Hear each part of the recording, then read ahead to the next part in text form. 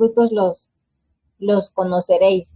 Y aparte de que a lo mejor puedan ser un tanto diferentes a nosotros, ¿qué,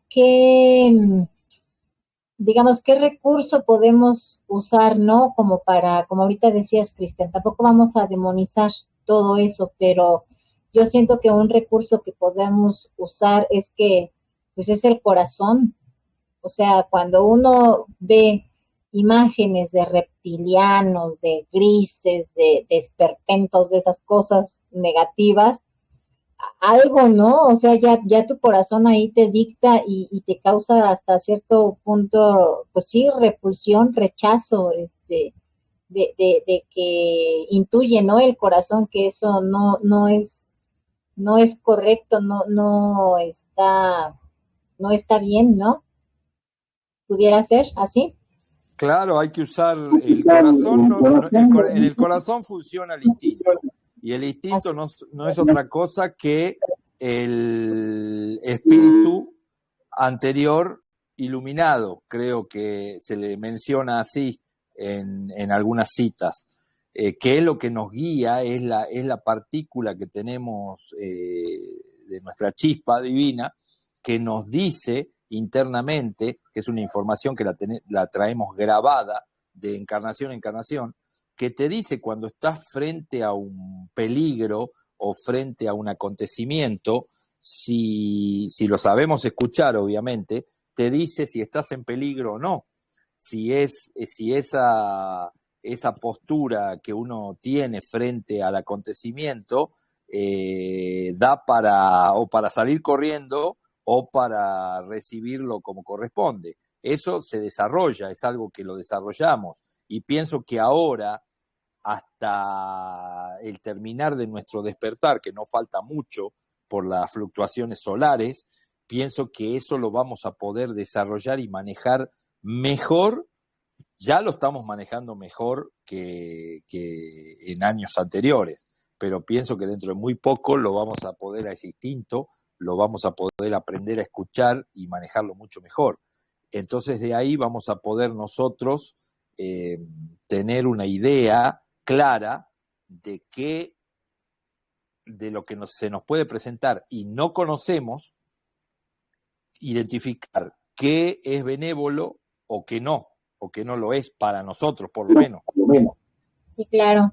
Y fíjate, bueno, ya ahorita ya para regresar otra vez al tema, porque ya nos fuimos más por el tema extraterrestre, pero yo, por ejemplo, conozco muchas personas que dicen haber tenido experiencias espirituales porque según ellos fueron abducidos por grises, experiencias en donde ya no se acuerdan de todo lo que pasó cuando supuestamente fueron abducidos, pero que sí les causa rechazo y horror porque han tenido que recurrir hasta terapias donde les horroriza ciertos fragmentos que han logrado recordar, pero aún así con todo este movimiento del New Age y del fenómeno ovni y todo esto de la ufología, lo hacen ver como que si todo eso fueran experiencias espirituales y bueno, pues nosotros ya sabemos que eso pues de espiritual no tiene nada, ¿no? Porque más bien son entidades y es ahí precisamente cómo el corazón es el recurso para poder discernir qué sí y qué no, ¿verdad? También sin caer en el, digamos, en el fanatismo o en andar demonizando todo. Julio, ¿querías comentar algo? Sí, no, les quería compartir una experiencia. Sí, está bien. Bueno, ok, hace como algunos años en la carretera manejando, en la compañía de mi hija, uh, ya era noche, eran como yo creo pasado de la medianoche, y precisamente veníamos regresando de un velorio de la abuela de mi ex esposa, ¿verdad? Ese día, cuando íbamos al velorio, tuve un encuentro con un puma, así en el camino, con un búho que medía como 2 metros con las alas expandidas esa misma noche. Y de regreso, ya en la carretera rumbo a mi casa, y mi hija fue testigo de esto. De repente uh, se apareció un ser caminando, pero este ser medía, voy a decir, como algunos 2 metros, 30 centímetros de altura. Pero tiene una característica, es que tenía la cabeza muy chica, de acuerdo al tamaño de su cuerpo, los brazos y piernas largos y un torso muy pequeño. En la carretera donde yo venía manejando cuando lo vi, son 4 carriles, ¿verdad? Para dos automóviles de ida, 2 carriles de ida, 2 carriles para el otro lado. Entonces, este ser en 8 pasos cruzó los 4 carriles de la carretera. Y ya cuando cruzó, tú sabes, vas manejando con las luces, prendí las luces altas. Cuando lo vi pasar, lo vi exactamente cuando pasó. Era de un color así medio, como un color medio, como lo que puede decir beige, así como el color de la arena. Y cuando cruzó, y es por eso que determino su altura, cuando cruzó, que yo lo seguí con la vista, en el otro lado, a un lado de un letrero de alguna indicación que te da en la carretera, había otro de estos mismos esperando al que estaba cruzando la carretera. Y yo lo vi, tenía una cosa también característica, que tenía los ojos grandes, pero la cabeza muy pequeña de acuerdo al tamaño de su cuerpo. Y unos brazos y unas piernas muy largas, que te digo, en 8 pasos cruzó 4 carriles de 4 automóviles. Entonces, sí. Y este mismo, yo esa vez, de repente le dije a mi hija, ¿lo viste? Dijo, sí. Dije, ¿cómo se veía? Dijo, pues como un extraterrestre, ¿verdad? Le dije, pues sí, ¿verdad? Ok. Y así quedó. Y luego después, ah, meses después de esto, en un video de Johanan Díaz, del que habla todo esto de extraterrestres, hay un video donde él mismo va caminando en La Rumorosa, que está ahí en el lado de Baja California, en Tijuana. Él va caminando y un mismo ser, y yo vi este video, el mismo ser, la misma forma que tenía el ser que yo vi, le pasa caminando por un lado a Johanan en un video. Entonces ahí yo puedo corroborar y yo puedo decir que yo fui testigo de que hay otras cosas que no son exactamente humanos como tú y como yo, que habitan aquí.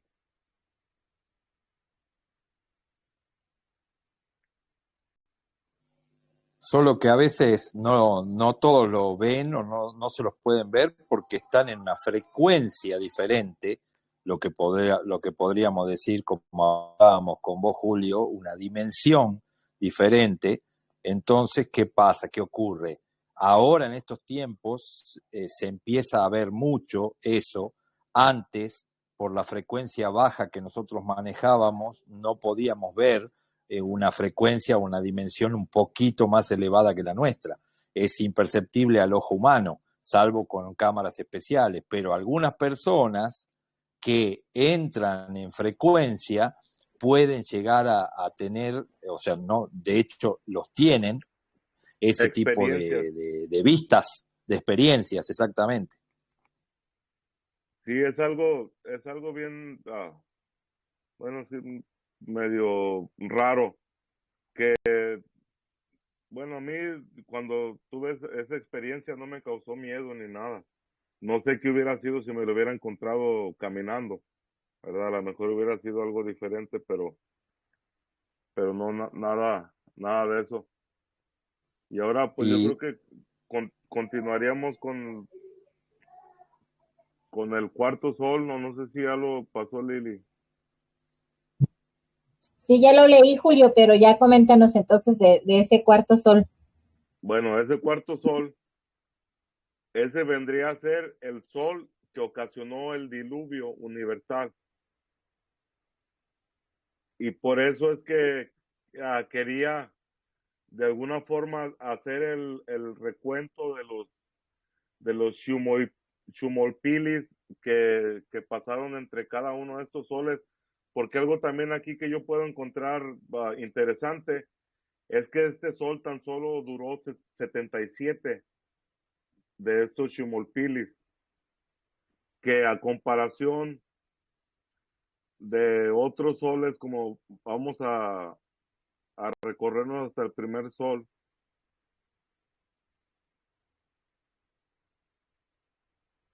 el primer sol tuvo la duración de 676 Shumolpilis, que estos son ciclos de 52 años. Entonces, fíjate, son 676 en el primer sol. No sé si alguien los quiere apuntar para hacer la cuenta.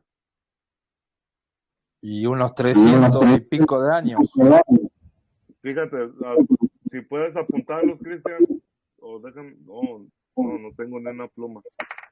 No sé si alguien tenga una pluma que los pueda apuntar para ¿600 cuántos? ¿600 cuánto? 676. ¿Cómo? 676. ¿666? No, 676. Ay, no entiendo. ¿Cómo? 6. 6. No. El último número. 676. Así es. 676. ¿Por cuántos años? No, nada más apunta eso. Al último. Sí. Hacemos sí. los años. El segundo duró 376. Sí. El tercero fueron 78.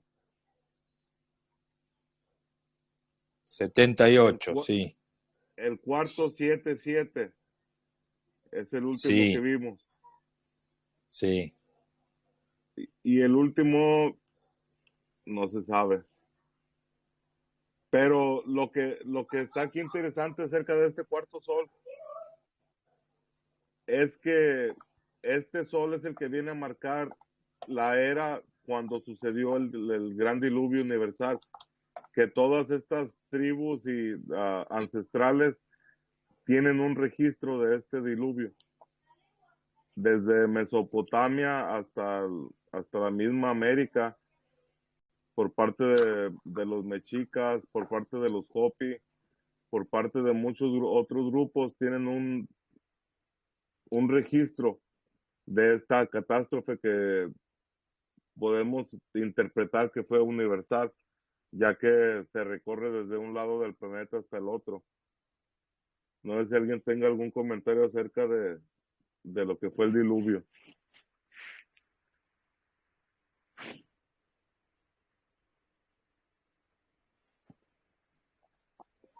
¿Qué quieren que comente del diluvio? Lo que yo puedo saber, digamos, entender, es que ocurrió aproximadamente hace 12.000 años atrás, que en ese momento, como compartimos en el primer programa con Julio que hicimos con Salim, el continente americano en ese momento estaba bajo agua, por lo que había un continente del lado del Océano Pacífico y un continente del lado del Océano Atlántico.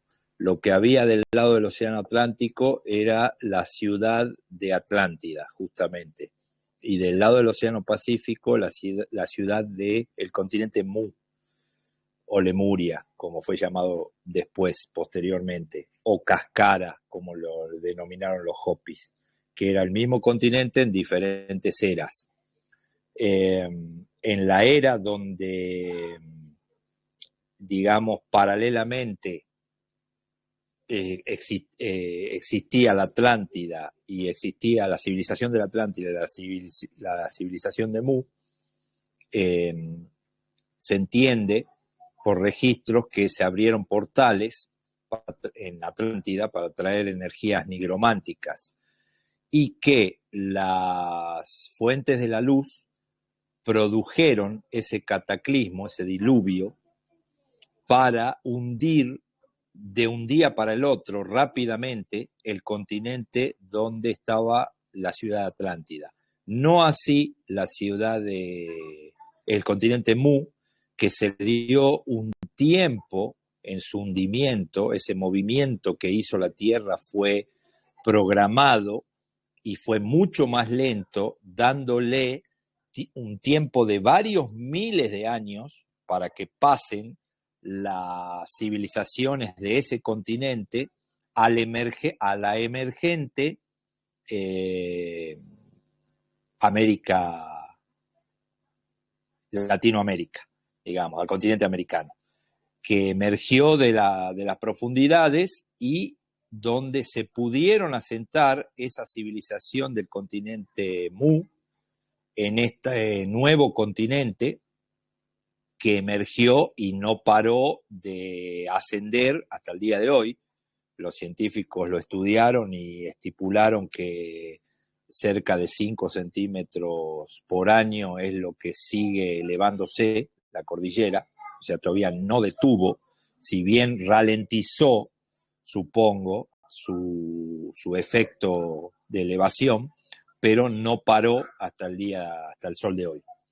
Así que ese diluvio fue provocado por las huestes de la luz para evitar que se trajeran al planeta unas energías que seguramente iban a acabar con la raza humana o la iban a doblegar completamente. Ese es lo que puedo aportar sobre el diluvio pasado.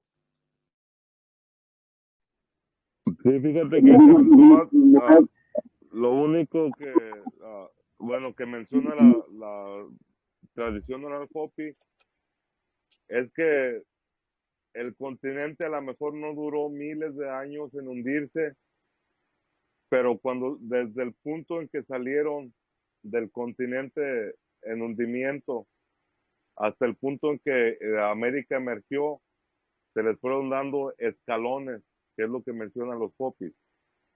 Estos escalones fueron islas que fueron emergiendo mediante su transcurso en medio del continente, más bien en medio del océano, fueron emergiendo islas en donde ellos Los podían picos llegar. más elevados. Exactamente, ellos podían llegar y podían cultivar, podían pasar un tiempo y emprender su viaje hasta el siguiente escalón que encontraban. Entonces, por eso es que la isla de Pascua está enlazada con lo que es el pueblo Hopi, porque ¿cómo se llama? Este oso blanco, que él es perteneciente al clan del Coyote, pero por parte de su madre, porque sabemos que en estas tribus nativoamericanas se basaban por el matriarquismo. Él es del clan del Coyote por parte de su madre, pero por parte de su padre es del clan del Oso. Y que conociendo toda la mitología y toda la tradición oral Hopi, el clan del Oso es el clan destinado a ser el cacique de este mundo. Y esto significa que ellos son los encargados de todos los otros clanes por este mundo. Y cualquier transgresión que hagan será sobre este clan. Es como este mismo karma y dharma, que si haces bien en tu mundo, para la siguiente encarnación o para el siguiente mundo, tienes una ventaja o una desventaja, depende de lo que hayas hecho. Entonces ellos se basan mucho a que esta isla de Pascua fue el camino que tomaron los habitantes del hundido Cascara o Mu en su trayecto hacia la nueva tierra que vino a ser la emergente América, y que ahí fue donde se sentaron por más tiempo antes de emprender su última travesía hasta poder encontrar el continente emergente de América. Fíjate que un dato interesante que corrobora esto es que en los picos más altos de la cordillera se encontraron crustáceos petrificados, moluscos, peces que pertenecen al mar, que fueron del mar, en los picos más altos, más elevados, estamos hablando de más de 4.000 metros de altura, se encontraron este tipo de crustáceos o de moluscos o de peces, algunos petrificados, otros restos, eh, que no pueden haber llegado, como mal dijo la ciencia, por obra y gracia del Espíritu Santo o porque una ola se elevó hasta esa altura y llegó el animal ahí. O sea, eso tiene que haber sido lo que vos estás diciendo. Cuando emergieron esos picos, arrastraron parte de sus aguas, de las aguas del mar, y arrastraron con ellas parte de sus habitantes, digamos, de sus habitantes, de sus criaturas. Así que, y eso mismo sucedió en los famosos salares y en el famoso lago Titicaca, que se hicieron las pruebas de salinidad pertinentes y arrojaron una salinidad análoga a la del mar. Así que eso es muy evidente que fue verídico, digamos, que se elevó de las profundidades de los mares, se elevaron esas tierras. Y por ejemplo, en esos mitos o en esas leyendas, ¿verdad? De los Hopi, tengo entendido, ¿no? Que durante esa travesía, desde que salieron de Mu hasta acá a América, que fueron atravesando pasando por esas islas, digamos, todo ese tiempo fueron guiados, ¿no? O sea, no llegaron por casualidad. Ajá. No, lo que pasa es que a los primeros, a la gente de conocimiento, se le dio la oportunidad de la transportación por medio de los patubotas, que eran estas naves voladoras que los cachinas tenían, que lo podemos ver es un ovni, un UFO. Eso era el patubota, un escudo volador, eran las naves. A los jefes principales, a los chamanes, por decirlo así, la gente de conocimiento, para que ese conocimiento no se perdiera, se les dio esa oportunidad, ¿verdad? Hubo el resto de la población, ellos tuvieron que viajar. La tradición oral Hopi menciona que tardaron 4.000 años en que todos los clanes se volvieran a reunir de nueva cuenta.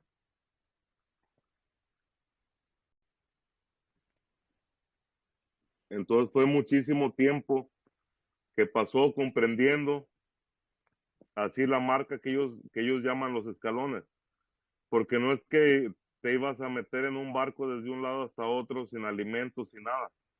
Tenían que llegar, porque todo el tiempo es lo que se ve mucho en estas representaciones antiguas, tanto desde Mesopotamia hasta América, donde se ve este bolsito que supuestamente los dioses cargan.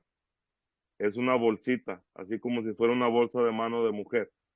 Bueno, esto es una representación de un símbolo, que este símbolo significa que ahí es donde cargaban la vida. En el idioma sumerio se conoce como el me. Es la forma que llamaban esta bolsita, que traduce a sustento de vida o creación de vida. Que ahí simplemente era la manifestación cultural que ellos hacían al saber de que pues su mundo o en lo que habían vivido iba a llegar a un término. Estas personas es como los preparacionistas de este tiempo, que ya tienen sus mochilas cargadas con semillas, con medicamento, con agua, con comida.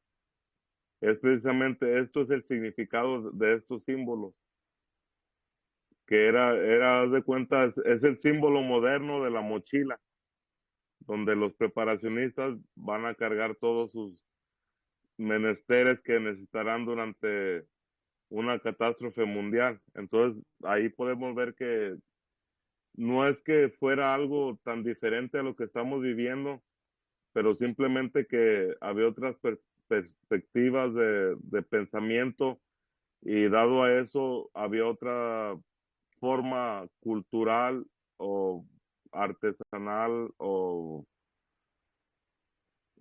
ah, ¿cómo se podría decir? Sí, más que nada una forma de arte para poder expresar lo que estabas viendo o lo que estabas viviendo. Que muchos de estas bolsitas han sido encontradas en el ahora descubierto Göbekli Tepe, que marca constelaciones, ah, marca, tiene figuras de jaguares, fíjate. Y no sé si aquí alguno de ustedes tenga el conocimiento si los jaguares existan en Turquía o allá en Irak o por aquellos lados. No, pues no. Porque los jaguares son nativos de este continente de América. Sí.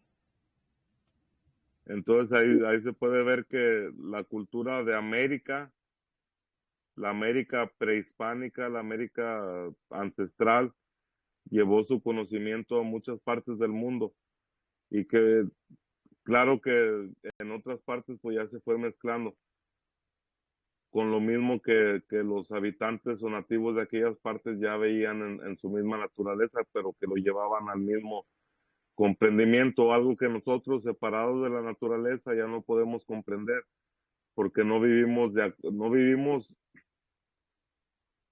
de acuerdo o no vivimos en el contacto necesario con la naturaleza para poderla comprender, y que de esa forma nos estamos alejando más que nada de Dios, porque Dios es la creación, es todo. Ok, y ahorita que mencionaban en cuanto al diluvio, ¿por qué también había sido, o una de las razones por las cuales había sido esa destrucción? Hablaban de porque se estaban o se querían abrir esos portales, ¿no? Entonces, eso pues también lo podemos traer a la actualidad, porque si uno ve lo que está sucediendo con el CERN, pues prácticamente es eso, ¿no? También lo que quieren abrir portales. No sé qué piensen de eso, chicos. Yo creo que lo que está buscando el CERN Ajá. es abrir realidades paralelas o líneas de tiempo paralelas, y creo que los portales que se van a volver a abrir, y quien tiene el conocimiento para hacer eso va a ser el posesado personaje que va a oficiar de anticristo en el tercer templo. Esa es la idea. A través de ese punto, por eso lo quieren reconstruir ahí, ese punto, pues es un punto energético muy importante. Ajá. Quieren, a través de la sabiduría de Salomón, que va a ser quien posese a ese personaje, que va a ser de carne y hueso, pero que va a ser posesado por una entidad, tiene los conocimientos o la falsa sabiduría para hacer esa magia, digamos, de abrir esos portales. Pienso que lo que están haciendo en el CERN, ni ellos mismos saben lo que están haciendo. O sea, pueden destruir el planeta con lo que están haciendo, pero no creo que tengan idea de que pueden ser portales o qué puede ser lo que están haciendo con el acelerador de partículas ese famoso. pero pienso que lo de los portales de energías nigrománticas para hacerlas reencarnar o que poseen cuerpos aquí en la Tierra, eso lo pretende hacer el anticristo a través de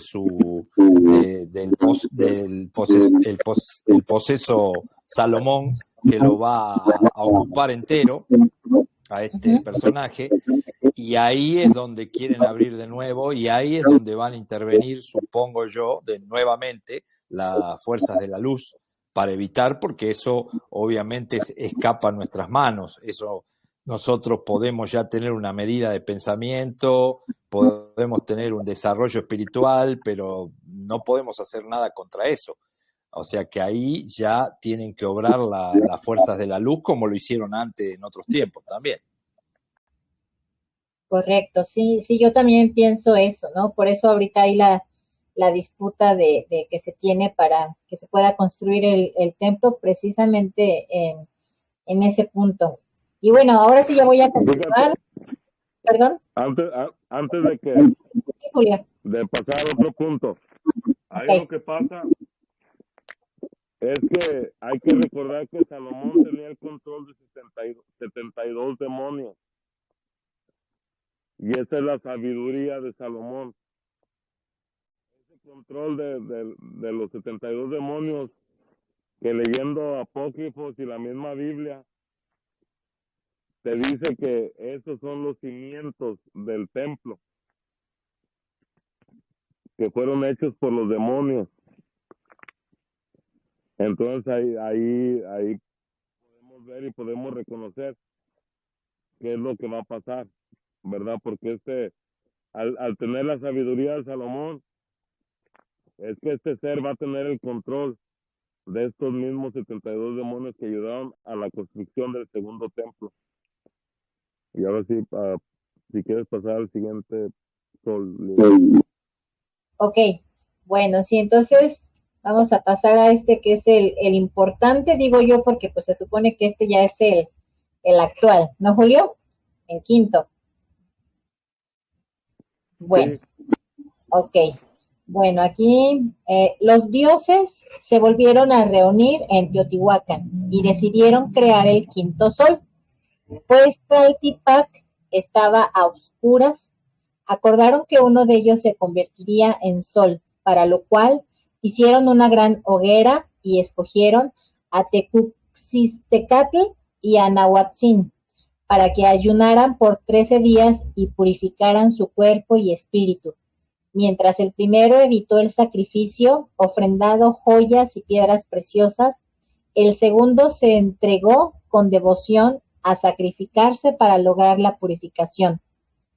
Cuando los dioses ordenaron a Tecuxistecatl saltar a la gran hoguera, no encontró el valor y la fuerza interna para hacerlo. Después de varios intentos fallidos, los dioses ordenaron a Nanahuatzin que saltara, lo cual hizo de inmediato.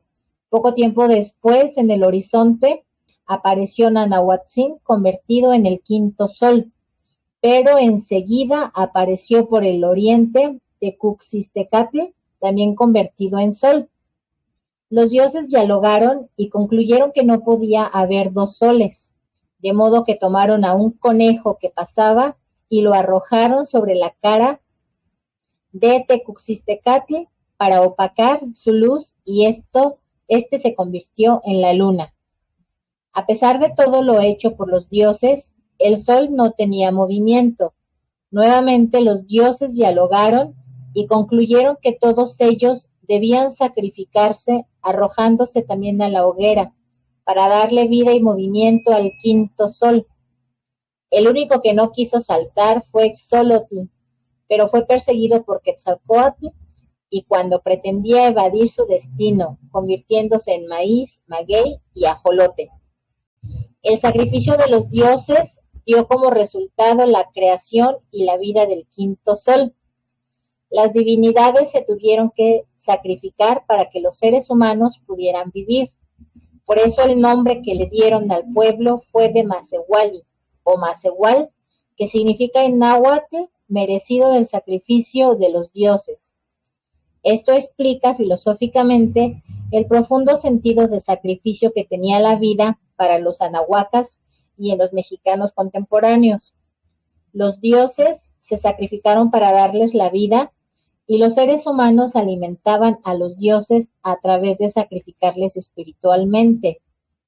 Este concepto es del periodo clásico, pues Tlacaelel, el Cihuacóatl mexica, cambió el sacrificio espiritual por el sacrificio material al final del periodo posclásico.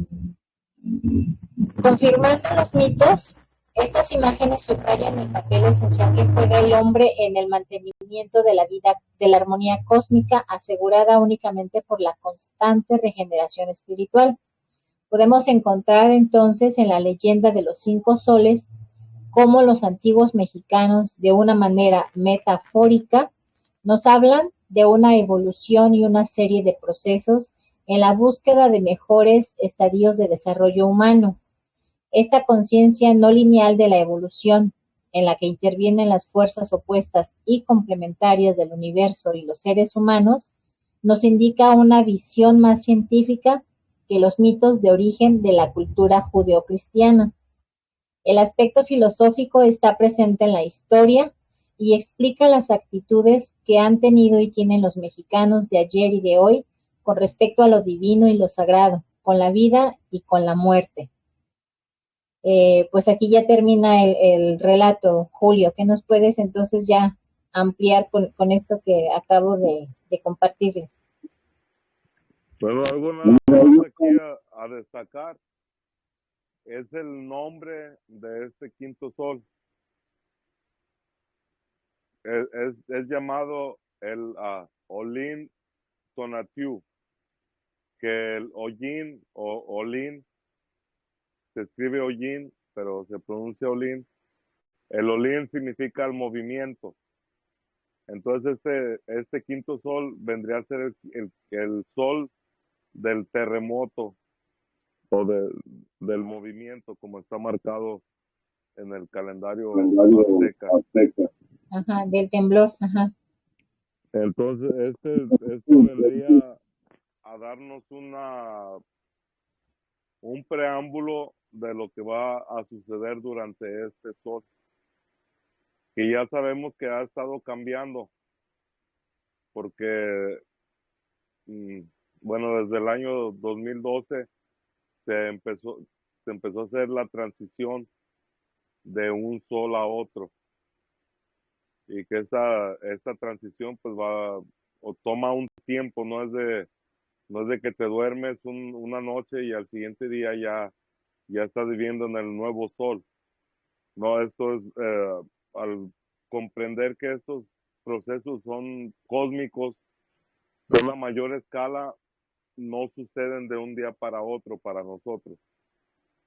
Entonces, ahorita estamos viviendo en ese proceso de transición del quinto al sexto sol, que este sexto sol es un sol blanco y ya lo estamos viendo. No sé cuántos de ustedes o cuántas personas que vayan a ver esto, a escuchar esto, se han dado cuenta de la diferencia del color del sol que yo recuerdo el siglo pasado, por decirlo así, en los años de 1990 al sol que hemos tenido en este periodo después del 2000. Es un sol que ha cambiado en su tonalidad, que el sol anterior era más dorado, como más amarillo, ahora el sol es blanco.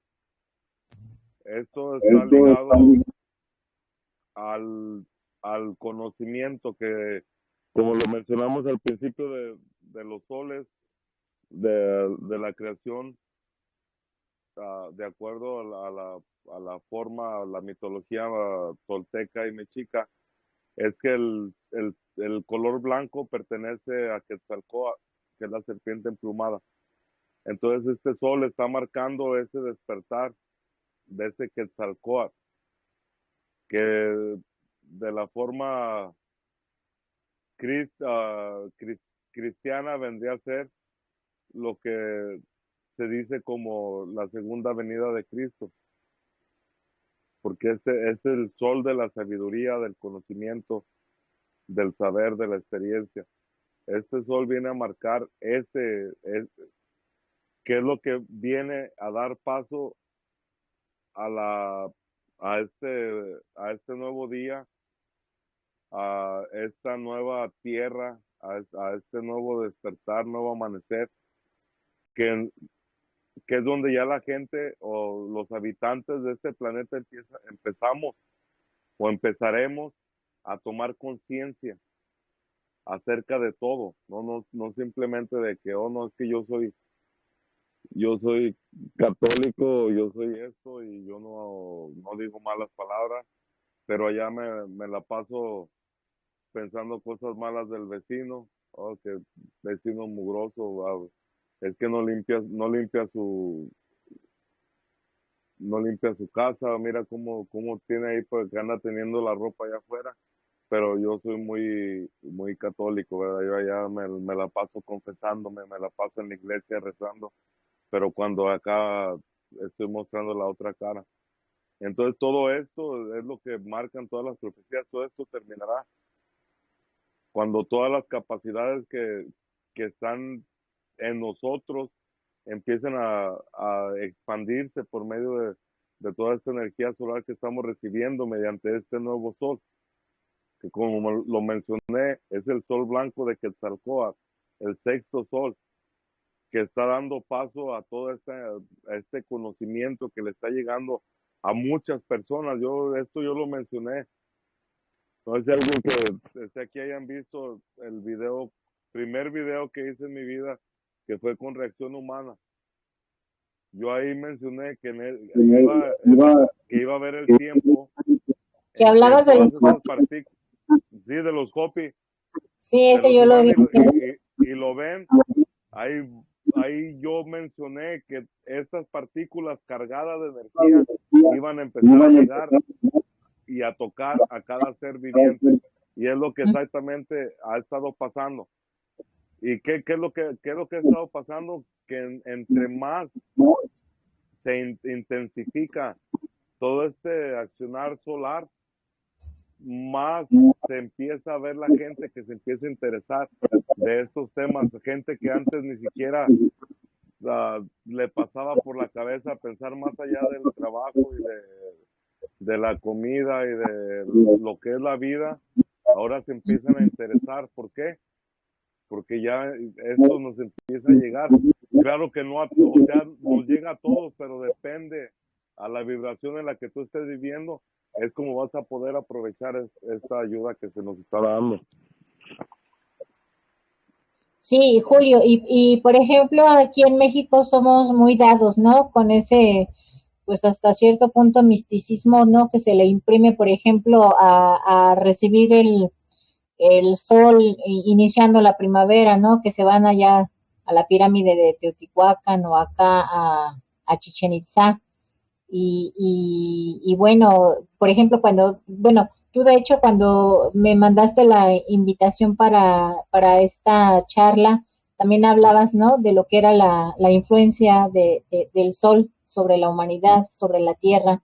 Y bueno, por ejemplo, ahí ¿qué pudiera ser o qué tan cierto, porque bueno, a lo mejor esos son acontecimientos especiales, ¿no? Que si los equinoccios, que si el solsticio, que si, no sé yo mucho de eso, pues, pero siento, ¿no? O sea, el que nosotros nos expongamos al sol, pues es una manera directa de nutrirnos de esa energía positiva, de esa ayuda que tenemos precisamente con el sol. No sé qué puedas comentar al respecto, Julio. Sí, mira, es que hay algo que está bien marcado en todas las culturas ancestrales, y es que ellos de alguna forma trataban de marcar el preciso momento en que el sol llegaba a su equinoccio. ¿Por qué? Porque ellos conocían que ese tiempo era el momento de rituales, de hacer, de hacer sus ayunos, porque como lo conocemos, en la cultura anahuaca, ellos veían el sol como que el sol hacía un sacrificio para sustentar nuestra vida. Entonces, de esta misma manera, ellos hacían un sacrificio de vuelta al sol, de vuelta a esa fuerza creadora que alimentaba y que daba expresión y que daba vida hacia la tierra. Entonces, de ahí es donde ya después del tiempo vinieron los sacrificios humanos. ¿Por qué? Porque ellos comprendían que por medio de ese sacrificio, por medio de la sangre que ellos conocían, que era energía vital, ellos consideraban que le estaban dando un sustento al sol para que siguiera con su sacrificio. Y entonces estos guerreros, porque no sacrificaban a cualquier persona, tenía que ser un guerrero de alto grado para poder ser sacrificado. Y este mismo iba en todas sus cabales y era, ¿cómo te diré? Él era partícipe de esto. O sea, no iba como, ay, me van a llevar, me van a matar porque soy el mejor guerrero. No, él quería ser el guerrero, el mejor guerrero para poder ser sacrificado al sol. Y es algo que no hemos comprendido también de alguna manera, que no que aquí que esté sustentando o que esté diciendo que esté bien los sacrificios humanos, pero en la forma cultural que estos pueblos llegaron a comprender, a desarrollar, para ellos era algo vital, porque ellos comprendían que ellos eran los partícipes de esta, ¿cómo te diré? De esta función, y que si no lo hacían, todo el mundo se iba para abajo. Entonces, no podemos juzgar. Es lo que a veces yo digo, o sea, yo no te puedo decir si hubo o no hubo sacrificio. Los vestigios arqueológicos o grabados o lo que se encuentra presume a que sí, pero no podemos juzgar a esas personas por lo que hicieron sin siquiera conocer la causa, la razón o los pensamientos por lo que le hicieron. Así es. Entonces ahí, o sea, no podemos pensar que estos ajá. pueblos tan avanzados, de muchas formas, con un avance que no se veía, que no estaban ni siquiera en Europa, que fueron los que nos conquistaron, que no tenían ni los europeos, y unas personas con este avance, con esta, ¿cómo te diré? Todo este nivel cultural, iban a ser tan tontos para transgredir. Yo muchas veces he dicho, yo muchas veces he defendido que todo esto que se ven grabados y muchas cosas que muchos toman como evidencia de que sí hubo sacrificios humanos, es la forma en que se representan las cosas. Es como en el calendario solar mexica. Se ve al mismo Tonatiuh, que es el sol, con dos garras a los lados para arrancar corazones. Pero eso lo podemos ver de muchas formas, puede tener muchas dimensiones. Pudo haber pasado que en un tiempo llegó algún sacerdote, alguna persona de poder y que instituyó esto. Pero esto no es no porque haya pasado en algún periodo no significa que haya sido la historia de toda nuestra cultura, ¿sí me entiendes? Sí, claro, sí, sí entiendo, pero bueno, yo también lo que puedo comprender es que pues también la manipulación llegó a esos pueblos ancestrales. Por ejemplo, hace Es rato que comentaba Cristian, los españoles tuvieron que tener una, una excusa para poder aniquilar y poder asesinar a tantos millones de personas, que fue lo que sucedió aquí en el continente americano. Entonces, ¿qué era la mejor excusa? Es que ellos adoraban al diablo, ellos sacrificaban gente, eran caníbales y por eso los exterminamos. Entonces ahí no podemos saber de primera fuente por qué, por el simple hecho de que nosotros no estuvimos ahí. Y si estuvimos, no nos acordamos. Solamente que fuéramos Matías de Estéfano. Entonces ahí se puede comprender, ¿no? Que hay mucha manipulación en la historia. Sí. Y que no podemos saber de primera fuente qué es lo que sucedió por el simple hecho de que no estuvimos ahí. Exacto, Y no hay si estuvimos, no recordamos. Exacto. Y bueno, yo lo que me pudiera imaginar es que igual hasta desde antes de la llegada de los españoles, si se practicaron ese tipo de sacrificios humanos, pues fue porque antes igual y por acá llegó la manipulación, ¿no? De los oscuros y si prácticamente eso fue lo que enseñaron en otras culturas que haciéndose pasar por dioses exigían los sacrificios tanto de animales como de humanos, bueno, pues igual y no se pudieron salvar, ¿no? Todas estas culturas ancestrales.